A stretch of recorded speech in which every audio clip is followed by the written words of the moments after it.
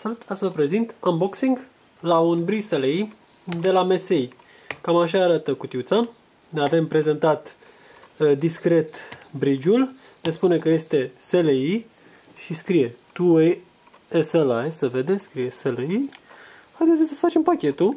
Pe spate avem cele două moduri care poate fi acest bridge. Există bridge-ul de two-way, varianta de 60 de mm și varianta de 40 de mm când plăcile sunt apropiate. Pe lateral mai avem câteva specificații, iar pe partea aceasta același lucru în mai multe limbi. Haideți să desfacem jucărica. Așa. Bun.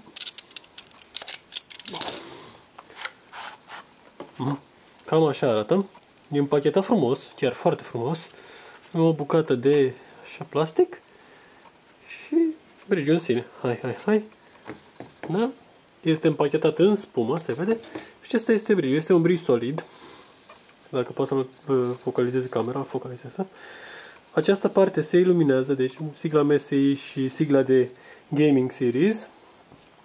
Îmi place culoarea roșu.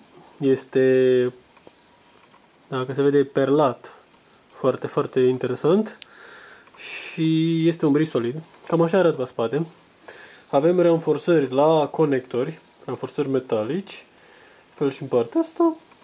Scrie MSI și este certificat Nvidia SLI. Cam asta este conectorul. Vă mulțumesc pentru vizionare. O zi plăcută. La revedere!